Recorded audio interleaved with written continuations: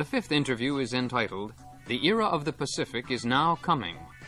It is with Mike Mansfield, United States Ambassador to Japan. Your first encounter with Japan, or with this part of the world for that matter, was back in 1922, I understand, when you were scarcely out of your teens as a very young Marine. Is that right? That's right. We landed at Nagasaki on our way home from Taku, China, to coal ship. In those days, it wasn't petroleum or oil, but coal. And the coal was carried up by the Japanese women on their heads, their backs, their shoulders, and it was just a line of baskets being dumped into the appropriate places. But it was an interesting experience. I'm delighted to see that women have advanced so much since that time, and rightly so. I think that in 1944, you first came to this part of the world, more specifically to China, as a public official of the United States Congress. And ever since then, you have returned to this part of the world very frequently. And in fact, you have authored many reports on China, on Japan, bearing your name. And this part of your career is very well known to us in Japan. But one part which is not known to us is the fact that back in the 30s and the 40s, you taught Far Eastern history at your alma mater at the University of Montana. And I understand that you still hold a status of leave of absence from the university. Is that right? That's right. My introduction to the Pacific and East Asia was in 1921 and 22, as you've indicated. And because of that experience, I developed a lifelong interest in this part of the world. And I was so impressed with the people and the prospects and the possibilities and the need for better understanding that when I returned to the States and finished my education, it was in Far Eastern history. Yes. And then, of course, I was on the faculty, still am on the faculty at the University of Montana. I believe this is my 37th year on a leave of absence status after teaching there for 10 years. So I've always had a job I could go back to. Yes. And never had to worry about unemployment. So I've been quite lucky.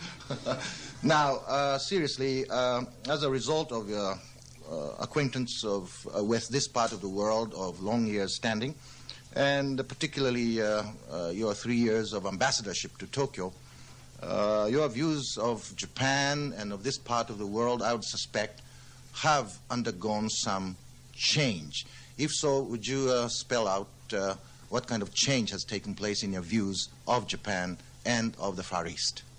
No, they haven't changed. I have kept up pretty much on Japan, China, the Philippines, and East Asia generally. I've been a student. I'm not an expert of affairs in this part of the world. And it's just about as I anticipated, except that the trade problems became a little more difficult during my tenure here. Yes. And they did cause some difficulties between our two countries, but fortunately, we've been able to cope with our differences, work out mutually satisfactory agreements. And I think that now our relations are on a sound footing. Yes. And my aim is to keep them strong and sound and make them stronger and better in the years ahead.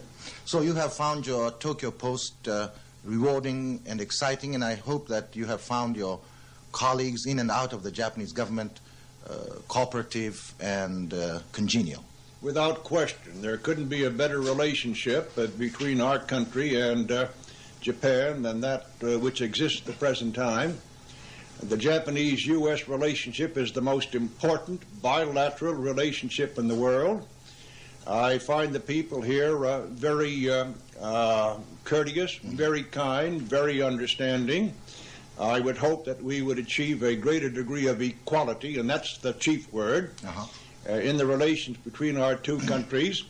And I would hope also that the United States especially, but Japan as well, and East Asia, would recognize that Japan is our #1 friend, ally, and partner, and that on the U.S.-Japan relationship depends the peace, stability, and prosperity of the Pacific and East Asia.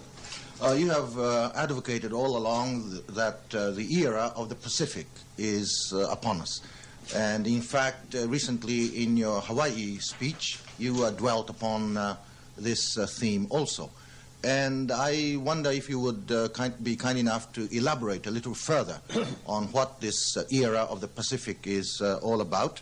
And also, and allow me for my candor and frankness in asking you this question, and that is, do you think that the Americans can be liberated from the perfectly understandable shackle of the European-centeredness and orientation or infatuation, I might say, with the Near East and the Middle East, which is oil-rich and potentially very volatile? Do you think that the Americans will be able to direct their attention more to the Asia-Pacific region? I think the answer is yes. I think they're moving in this direction. And since the United States became an independent nation, the push has always been westward across the continent, across the Pacific. The pull has always been eastward across the Atlantic, where most of our people came from. Mm-hmm. But I think they're beginning to realize the strategic and trade importance, the economic importance of this area. We are getting more in the way of American investment.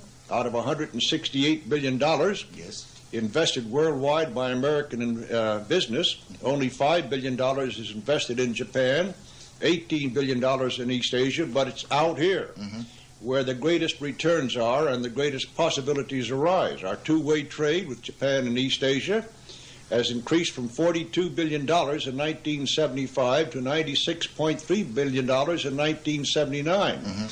And the trend is up. It is in the Pacific and East Asia where you have more than half the people of the world. And when we talk of the Pacific and East Asia, we have to take in the western coast of South America, Middle America, and North America as well. It is out here where you have the people, the friendly governments, the resources, the markets, the great potential. And it's out here where I think it all is, what it's all about, because I think this is the area of the future. Now, the final theme that I would like to invite your comments on is the matter of defense. It seems to us that increasingly strident demands for Japan stepping up its military outlays are being heard from the United States. And it seems to me well-orchestrated demands for Japan's increased military expenditures. My question is, if these increasing demands should be held to be sort of an aberration of a highly political nature in an election year, or should we take it as a reflection of the qualitative change in international affairs and therefore lasting? Probably the latter. But I think it should be brought out that the Japanese, I believe, over the last 5 years have doubled their defense expenditures, that they rank at the present time 7th or 8th among the nations of the world in defense expenditures. Exactly. That they are modernizing their Navy and Air Force and their Army, and that, in my opinion, they have shown steady and significant increases in their defense structure as well as defense expenditures over the past 8 years. As a matter of, over the past 10 years. As a matter of fact, the Japanese have increased their defense expenditures up to and including 1979 at a rate of 8% over a 10-year average. The NATO countries have increased their defense budgets at a rate of 2% a year over the 10-year period. The United States has decreased its defense expenditures by 2% a year over the same period due to inflation and the fluctuation in the dollar in relation to other currencies. Of course, next year and for the next 4 or 5 years, the plan is to increase our defense expenditures by somewhere around 4.5%. But I think Japan has done quite well. And I think what Japan does is Japan's responsibility, and that Japan will do what it thinks is best in relation to the defense of its own territory and in relation to its mutual security agreement with the United States. So I would say that the term steady and significant, which has come to be interpreted in various ways, steady and significant could be applied to what Japanese expenditures and Japanese modernization in its defense structure have undertaken over the 10-year period. So it's not something new, it's something which has been going on all the time. I see. I wonder if you are familiar with a recent poll, Mr. Ambassador, taken through potentially and regionally and locally influential members of the Japanese Junior Chamber of Commerce. And I personally was very disturbed when I found out that 53% of the respondents, all of them in their 20s and their 30s, favored, not only favored, they not only foresaw, but also actively supported and endorsed the possibility of Japan going nuclear. And it seems to me that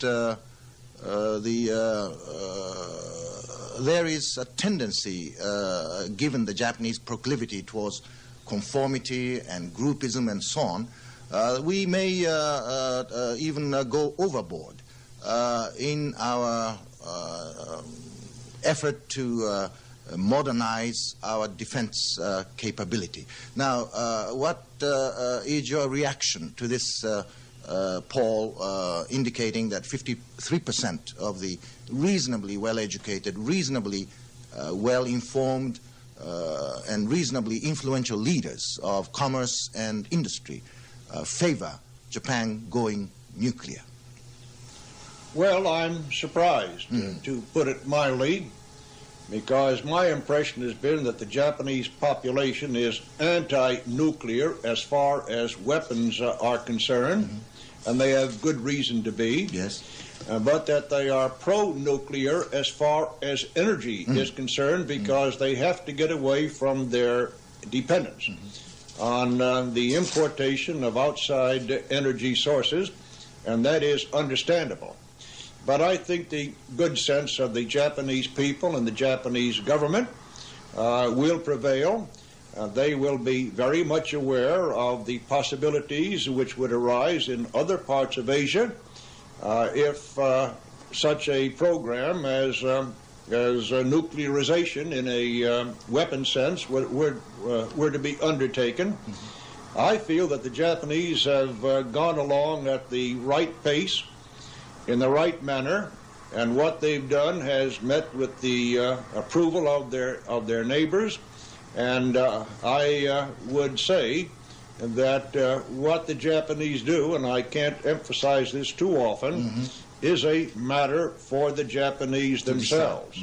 And I'm sure that as a sovereign nation, that they will do what they think is best in their own interest, and always keep in mind, as we do in our relationship with Japan, the importance, the significance of that relationship, which I want to repeat, in my opinion, is the most important bilateral relationship in the world.